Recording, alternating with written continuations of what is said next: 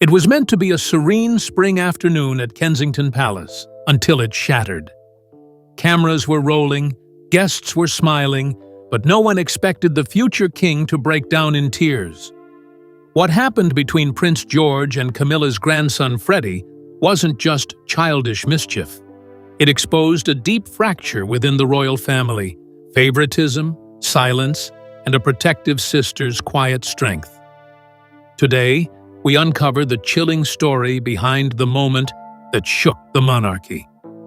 A day in the garden turns tense. It was April 19, 2025, a clear Saturday afternoon in Kensington Palace's private garden. The event, carefully planned for nearly 6 weeks, was one of those low-key royal engagements intended to project harmony. Prince William and Princess Catherine had brought Prince George and Princess Charlotte, both dressed in soft pastels, hoping to give them a gentle break from recent public appearances. It had been 2 months since George's last media-facing event, and his parents wanted the day to feel light, joyful, and calm, especially for their son, who had recently expressed anxiety about crowds. The garden itself was exquisite: rows of 19th-century roses, a polished white gazebo, and string quartets playing soft classical notes. 35 guests, including senior aides, charity representatives, and a few trusted family friends, wandered between the tea tables and fountains.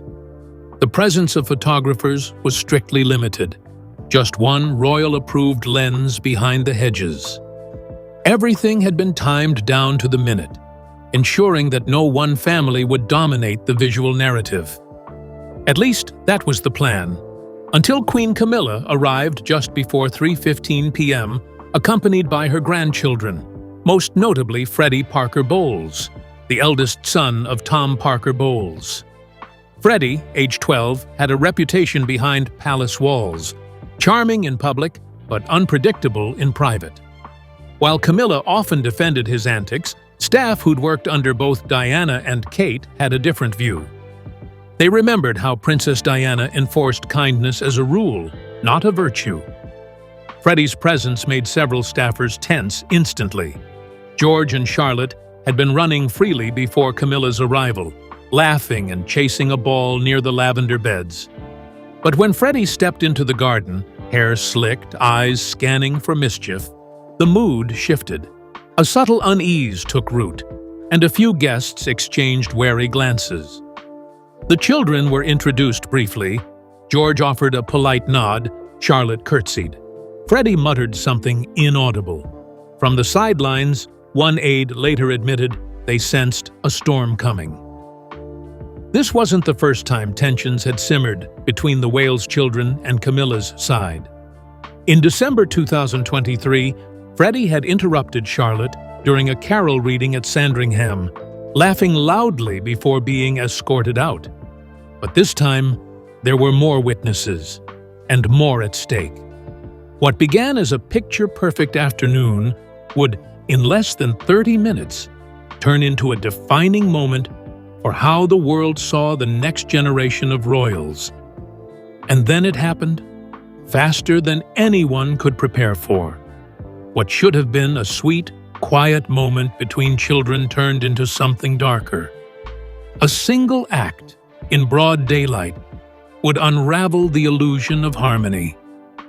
George, the future king, still just 11 years old, would be pushed into a public moment of humiliation. And it all began with an ice cream cone. What followed wasn't just child's play, it was the start of a quiet storm that royal insiders are still talking about. The ice cream theft that broke the moment. At precisely 3:34 p.m., Prince George stood near the corner fountain, holding a vanilla cone handed to him by a palace attendant. The soft-serve swirl had been his special request, a treat he rarely received. He took small bites, smiling to himself as Charlotte danced ahead of him. The sun hit the gold trim of his shirt just right. It was a rare, carefree expression from a boy who was usually measured, careful, and taught to behave with precision. This was the moment Freddie Parker Bowles chose to approach. Without warning, Freddie stepped up and grabbed the cone right out of George's hand. There was no smile, no joke, just a swift snatch. Before George could even react, Freddie took a big bite and, with an exaggerated smirk, dropped the rest onto the grass. The cone rolled once, its creamy top staining the edge of the palace's rose-trimmed lawn. For several seconds, there was only silence. George stared down, his hand still frozen mid-air, eyes wide in disbelief.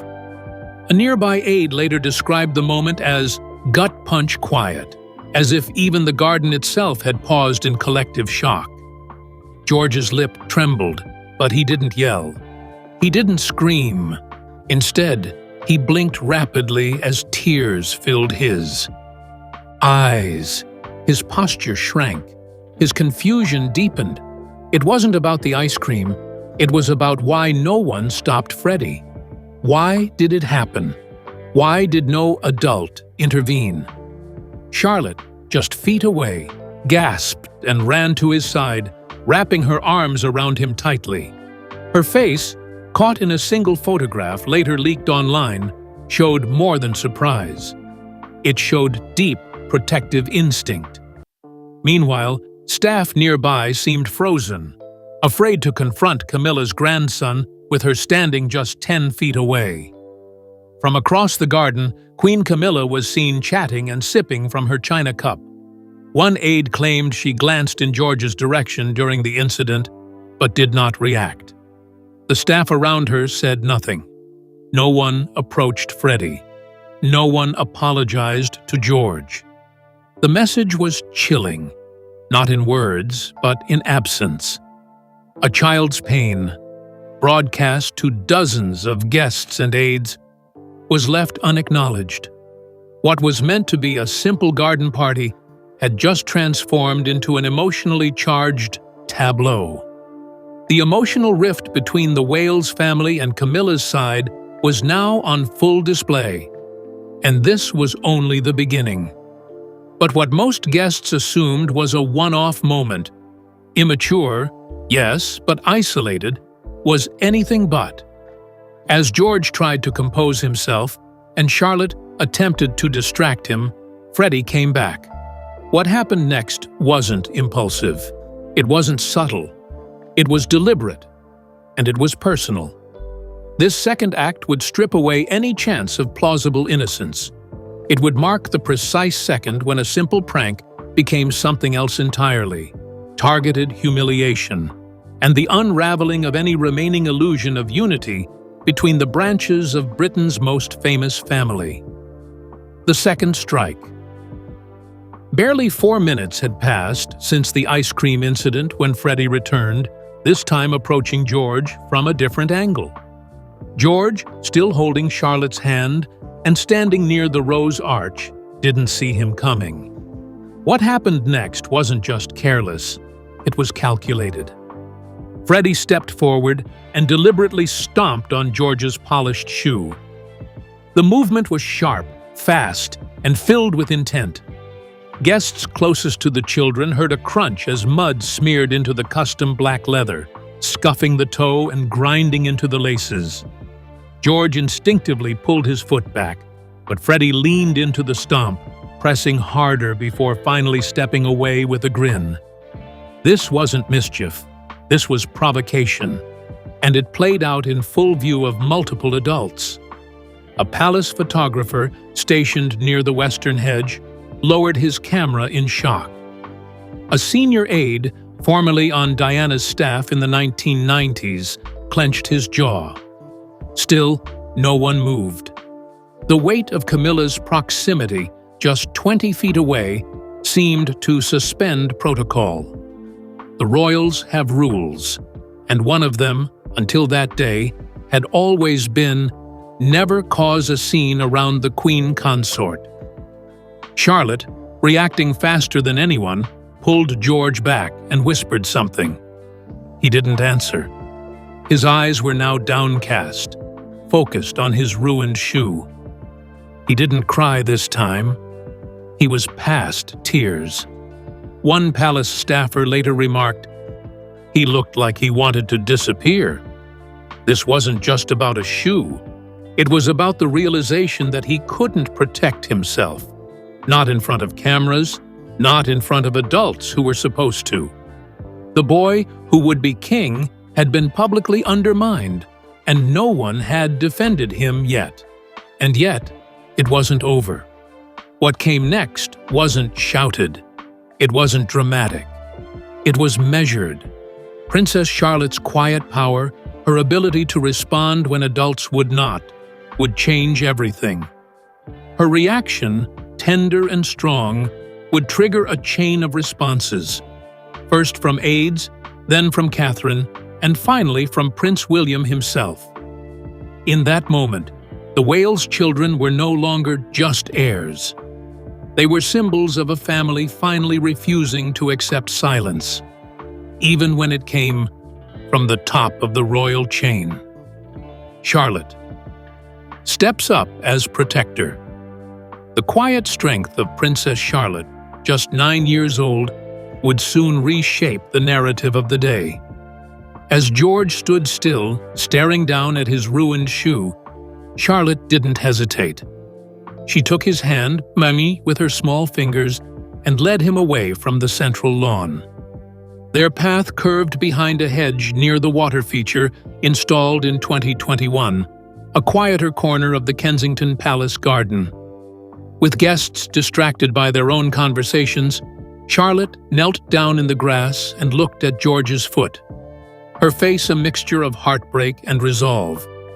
Without waiting for permission, she took the hem of her pale blue dress, a gift from her grandmother Carol Middleton, purchased last Christmas at Harrods, and began trying to wipe the mud from her brother's shoe. It didn't work, of course. The damage had been done. But it was the gesture that mattered. A photographer, positioned discreetly behind the west trellis, later admitted they captured the moment and immediately stopped shooting out of respect. The scene, he said, reminded him of a 1995 photo of Diana, crouching down to fix William's cuff before a charity appearance. The visual was haunting in its familiarity. A palace aide, seeing Charlotte struggling, finally stepped in. She knelt beside them and offered a travel-sized tissue pack, always kept on hand for public child appearances. Charlotte took it quietly, without looking up, and continued her task. Her eyes flicked once toward the center lawn, toward her parents. Witnesses said her look to Princess Catherine was piercing. It wasn't a cry for help. It was a call for justice. Kate, who had been standing still, flanked by 2 staffers near the refreshments table, visibly stiffened. Her jaw tightened. Her hands folded in front of her. Something had changed. But just as Prince William stepped forward, all eyes shifted once more, this time to Queen Camilla. Her response, or lack thereof, would turn a tense moment into something scandalous. For many on the grounds, what she did next revealed far more than Freddie's actions ever could. Because when the Queen Consort sees a child in tears and chooses to chuckle, that laughter doesn't just echo, it detonates. And in that moment, whatever goodwill remained between Camilla and the Wales family began to crumble in public view. Camilla's dismissive laugh shocks witnesses. From her position beneath the canopy near the croquet lawn, Queen Camilla turned slightly toward the children just as Charlotte began wiping George's shoe. For a few seconds, she observed the scene. According to an aide standing within 6 feet, Camilla narrowed her eyes, let out a soft chuckle, and said quietly, "Boys will be boys." The phrase hit like a lightning strike. Another staffer, standing with the Duchess of Gloucester, heard it too, and reportedly froze. In a monarchy where image is everything, Camilla's words rang out with startling carelessness. The issue wasn't just her laughter, it was the context. She had seen the ruined shoe. She had seen George's red eyes. She had watched Charlotte step in where no adult had. Yet Camilla said nothing to Freddie, offered no apology, and gave no instruction to aides. Instead, she resumed sipping from her porcelain cup, an heirloom from Queen Mary's 1932 collection, as if nothing had happened. The dismissiveness sent shockwaves through those nearby. In one corner, a junior staffer whispered, "She's just watching it all happen." And that watching, without action, felt like betrayal. Princess Catherine's reaction was instant. She didn't speak, she didn't move, but her expression changed. The warmth she'd worn all day was gone, replaced by what one observer called an icy wall. She stopped smiling. She stopped mingling. Most notably, she stopped acknowledging Camilla's presence altogether. Catherine repositioned herself beside a family friend near the orchid bed and remained stone-faced for the next 20 minutes. William, still on the move, saw it all, and when he reached George and Charlotte, he crouched down, not just as a father, but as a protector. But even William's measured confrontation couldn't eclipse what came next: Catherine's silence. It was more powerful than any outburst. For someone known across Britain for her grace and diplomacy, her cold detachment from Camilla spoke volumes. She didn't argue, didn't protest, and didn't apologize for her visible chill. But the message was clear to anyone who had ever studied royal protocol: trust had been broken. And once a future queen chooses distance, it doesn't just affect titles. It reshapes the inner workings of the crown itself. George's emotional collapse and the legacy of Diana. For the remaining 45 minutes of the event, Prince George didn't leave his mother's side.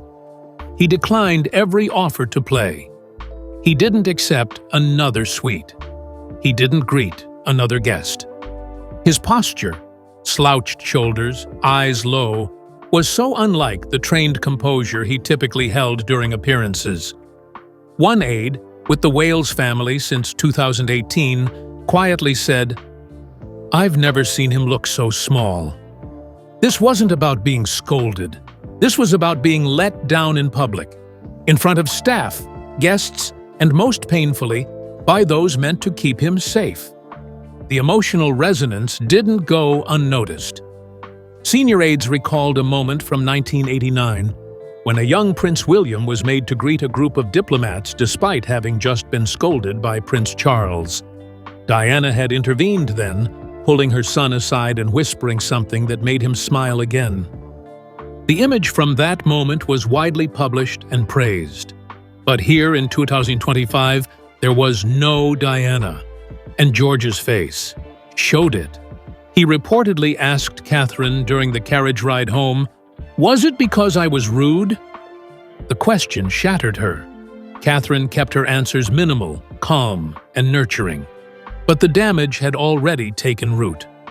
George, who had shown signs of emotional sensitivity in previous years, especially after his 2022 choir solo mistake, which went viral, had been humiliated again, this time by his own family. William remained composed, but was noticeably tight-lipped during the ride home. The family left the event 27 minutes earlier than scheduled, departing through the side drive near Hyde Park Gate.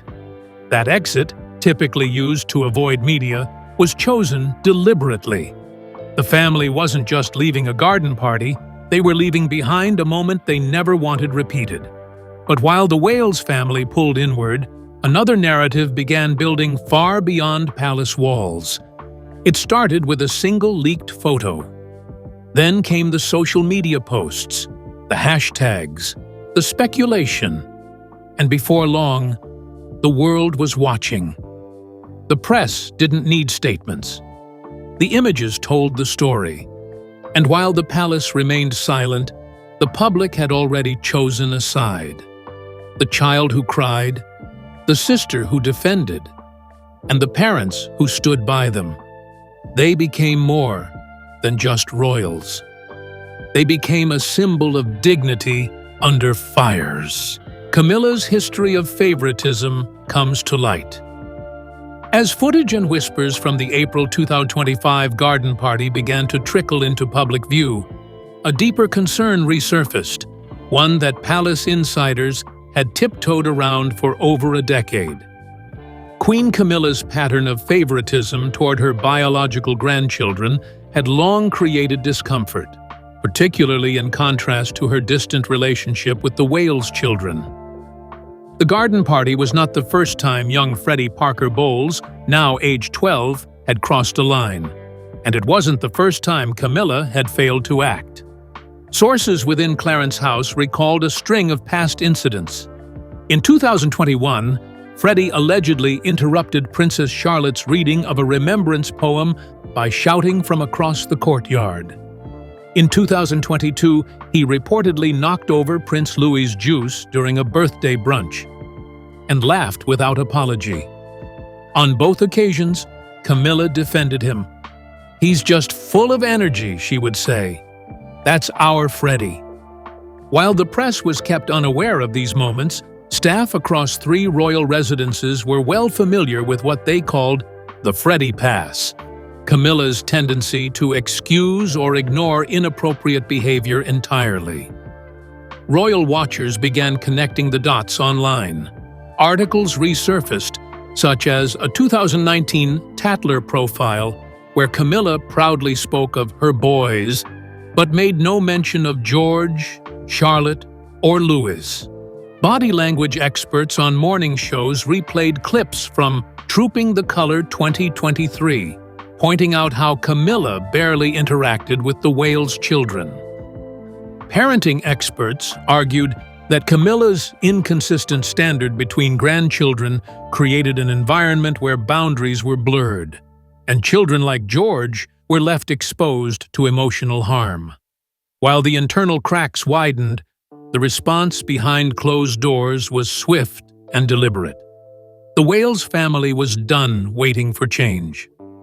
William and Catherine, long seen as calm diplomats of the firm, began enforcing new boundaries, privately but firmly.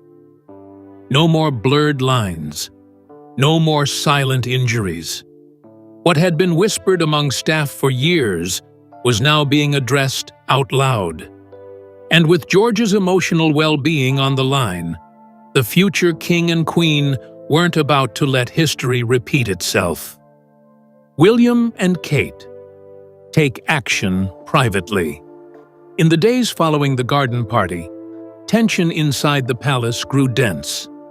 Prince William, usually diplomatic and measured, summoned his most senior aide from Kensington Palace for a private meeting.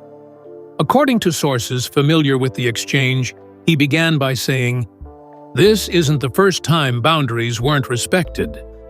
That phrase, spoken calmly, carried years of repressed frustration. It wasn't just about Freddie. It was about a pattern.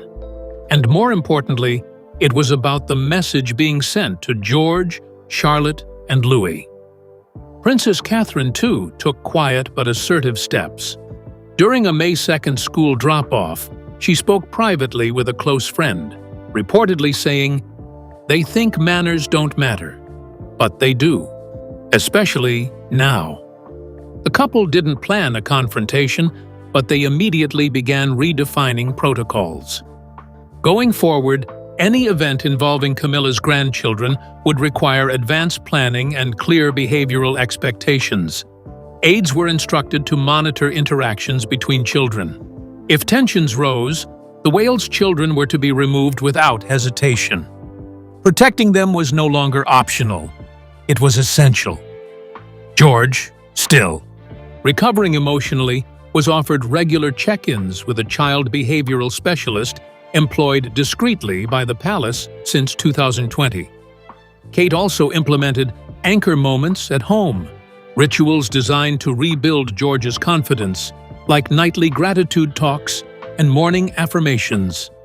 Charlotte became a key support, often helping George rehearse public appearances or encouraging him with phrases like, "Mummy and Papa are proud." Meanwhile, William took on more one-on-one time with his eldest son, introducing short father-son outings away from cameras and palace gates. And while the family circled inward, the outside world exploded. What began as whispers within garden hedges turned into hashtags across the internet.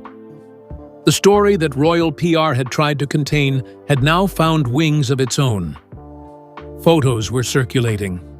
Body language was dissected. Parenting blogs picked sides. George wasn't just a boy with a ruined shoe anymore.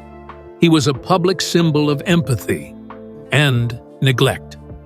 And in this new battle for perception, silence from the palace was no longer a strategy. It was a mistake. The media storm and public backlash. By May 5, 2025, the first photo surfaced online. Prince George, eyes watery, looking down at his soiled shoe, with Charlotte gently guiding him by the hand. Behind them, Freddie Parker Bowles grinned with another cone in hand. The image, taken by a freelance photographer near the garden wall, spread across Twitter, TikTok, and Facebook within 6 hours. The hashtags began immediately. Protect George, #Royal Double Standards, Camilla, out of touch. Public sentiment, once carefully curated by royal press offices, had veered off course. Morning shows in the UK and US invited parenting experts who dissected the moment. Where were the adults? Asked one therapist on Good Morning Britain. On NBC's Today, another specialist stated, "This is a case study in what emotional safety looks like and what happens when it's ignored." Support for George poured in from unlikely places: celebrity parents, school counselors, even trauma psychologists. Meanwhile, Camilla's "boys will be boys" comment, once merely dismissive, anime, now the rallying cry for anger. It was replayed, criticized, and condemned.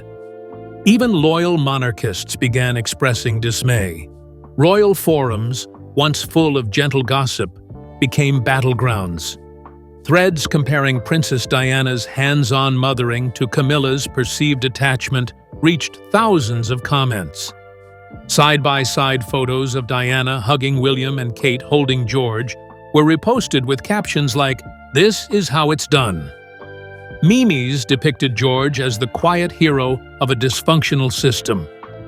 He hadn't spoken, but his face had said enough. In just 4 days, George had gone from background royal to emotional centerpiece. Behind those palace gates, however, silence didn't mean inactivity. Far from it. Senior aides and strategists had begun sounding alarms. The family was bleeding reputation where it mattered most, in the hearts of ordinary people. Camilla's public standing was taking a hit, and William and Kate's resolve had only hardened. There would be no fake smiles, no joint photo ops. What happened next would happen not on Instagram or in glossy magazines, but behind closed doors. And what unfolded next was a royal reckoning, decades in the making. A new royal line, drawn in silence. By mid-May 2025, it was clear that a permanent shift had taken hold within the monarchy. Prince William and Princess Catherine made no public appearances with Camilla's family for over 3 weeks, an unusually long absence from any shared engagement. Behind the scenes, palace aides began drawing up new child safeguarding protocols for royal events. Everything from placement of children to assigned aides was being overhauled. The goal was clear: no more accidents, no more public trauma. George's personal world also began to shift. Under William and Kate's direction, his daily life became more carefully structured. The royal couple leaned into the parenting style introduced by Princess Diana in the late 1980s. Affectionate, empowering, but tightly protective. George resumed light royal duties, but always with Charlotte at his side. and always under the quiet watch of Kate.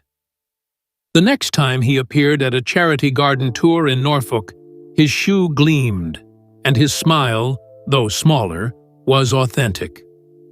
Camilla, for her part, remained silent publicly.